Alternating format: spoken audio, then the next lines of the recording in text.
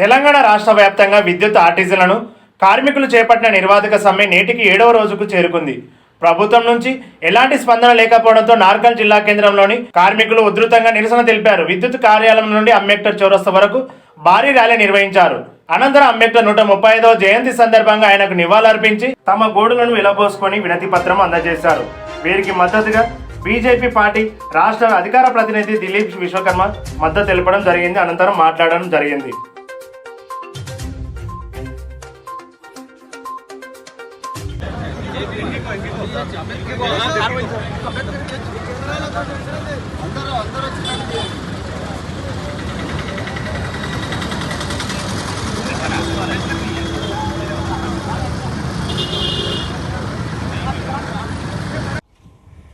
దీంట్లో నేను కూడా వచ్చి మళ్ళీ ఈ కార్యక్రమంలో మిమ్మల్ని ఉద్దేశించి మాట్లాడడం ఇంకా బాధాకరం.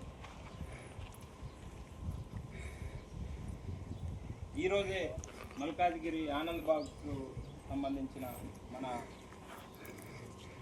సంఘం ప్రతినిధులు భారతీయ జనతా పార్టీ రాష్ట్ర అధ్యక్షులు రామచంద్రరావు గారిని కలవడం జరిగింది. రిప్రజెంటేషన్ ఇచ్చారు. వారు ట్విట్టర్లో కూడా ఎక్స్లో పోస్ట్ చేశారు. మీరు కలిసిండ్రు, న్యాయమైన కోరికలు. ఈ తెలంగాణ పునర్నిర్మాణంలో మీరు చాలా కీలకమైన భూమికలో ఉన్నారు. అలాంటి మీ యొక్క న్యాయమైన డిమాండ్కి భారతీయ జనతా పార్టీ తెలంగాణ రాష్ట్ర శాఖ సంపూర్ణంగా మద్దతు తెలుపుతుంది. అదేవిధంగా మీతో కలిసి ఈ న్యాయమైన సమస్యల పరిష్కారం కోసం కలిసి నడవడం కోసం భారతీయ జనతా పార్టీ ఒక కీలకమైన నిర్ణయం తీసుకున్నది. ఆ నిర్ణయాన్ని ప్రకటిస్తున్న భారతీయ జనతా పార్టీ తెలంగాణ రాష్ట్ర శాఖ తరఫున ఈ రాష్ట్ర అధికార ప్రతినిధిగా నేను మీ అందరి ముందు ఈ విషయాన్ని ఒకటి రాజకీయ అంశం కాదు, ఉద్యోగస్తుల ఒక న్యాయమైన ఒక సహజమైన డిమాండ్. మిత్రులు చెప్పారు 19,600 మంది కుటుంబాలు ఈరోజు. మరి క్యాల్కులేషన్ చేసుకుంటే దాదాపు 1,00,000 మంది అవుతారు మీ కుటుంబాలు, మీ కుటుంబ సభ్యులు. చిన్న సంఖ్య కాదు. అంటే ఈ యొక్క నిర్ణయం యొక్క ప్రభావము 1,00,000 మంది పైన నేరుగా ప్రభావం చూపే అంశం మీ కుటుంబ సభ్యులే. మరి మీ అందరూ 19,600 మంది ఈ సమ్మెలో కొనసాగితే 4 కోట్ల మందికి పరోక్షంగా, ప్రత్యక్షంగా, పరోక్షంగా ఈ రాష్ట్ర జనాభా అందరిపైన ప్రభావం చూపే అవకాశం. మరి ఇంతటి కీలకమైన ఒక పరిస్థితి లోపల పెద్ద ఆయన తీసుకొని వచ్చి, ఆ పేరు కూడా తెలియదు మనకు తెలుసు, ఎవరికి తెలియదు తెలంగాణలో. ఆ మెస్సీ ఎవడో తెలియదు, ఒస్సీ ఎవడో తెలియదు. మీ మనవంతో ఒక ఫుట్బాల్ షాట్ కొట్టేయడం కోసం 200 కోట్ల రూపాయలు ఖర్చు చేసినాం. 200 crores ఒకటే ఒక షాట్. అది కూడా వాడు ఎక్కడ కొడితే అక్కడ పోయింది, అక్కడ పోలేదు. దానికి 200 కోట్ల రూపాయల ఖర్చు పెట్టిన రేవంత్ ప్రభుత్వము మన తెలంగాణ బిడ్డలు మన తెలంగాణ పునర్నిర్మాణంలో చాలా కీలకమైన భూమికలో ఉన్నారు.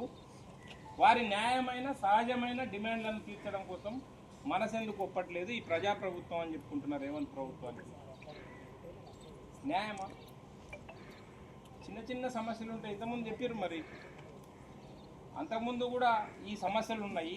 దానికి సంబంధించిన ధర్నాలు ఇలాంటి కార్యక్రమాలు చేసినప్పుడు వారే వచ్చి సంఘీభావం తెలిపిపోయారు కదా, మన టెంట్ల మధ్యలో వచ్చి మన మధ్యలో కూర్చొని. ఆ రోజు న్యాయమైన డిమాండ్ అని చెప్పి ప్రకటించిపోయిన నాయకులు ఈరోజు అసహజము, అన్యాయం అని ఎట్లా అనిపిస్తుంది? ఇది పరిష్కరించడం కోసం మేము బాధ్యత తీసుకుంటామని చెప్పి ప్రకటించిన నాయకులు ఈరోజు మీ మీద ఎస్మా ప్రయోగిస్తామని చెప్పి ఎట్లా ప్రకటన చేస్తారు? మిత్రులారా, దీంట్లో పెద్ద రాకెట్ సైన్స్ ఏం లేదు. ఇంతకుముందు అన్నట్టు ఆ విభజించు పాలించు అనే ఒక సిద్ధాంతాన్ని నమ్ముకొని ఈ ప్రభుత్వాలు పనిచేస్తున్నాయి. కాబట్టి మీ లోపల మీకే ఒక అనైక్యత ఏర్పాటు చేసి తద్వారా లబ్ధి పొంది ముందుకెళ్ళాలని అనుకుంటున్నారు. న్యాయంగా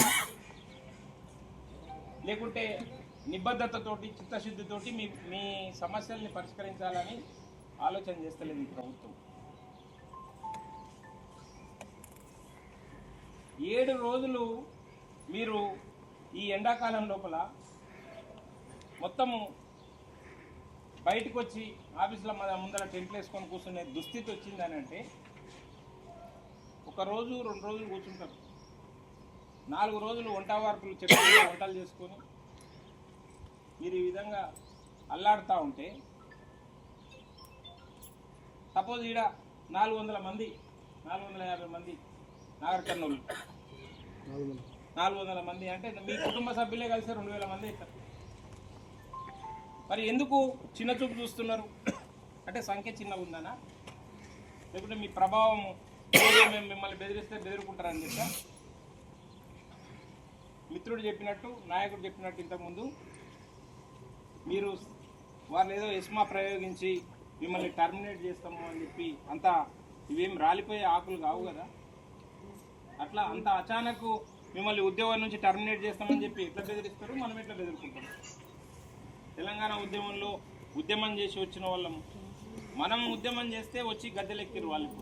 ఆ ఫలాలు మీరందరూ కలిసి వంట వార్పులు చేసి సకల జనుల సమ్మెళనలో పాల్గొని తెలంగాణ ఉద్యమం చేస్తే వచ్చిన తెలంగాణ ఆ గద్దెల మీద వాళ్ళు కూర్చొని ఈరోజు రాజ్యం వెళ్ళుకుంటా మనకే పంగనామాలు పెట్టడం కోసం ప్రయత్నం చేస్తున్నారంటే ఇది ఎంత దుస్థితో దుర్మార్గమో ఆలోచన చేయాల్సిన అవసరం ఉంది.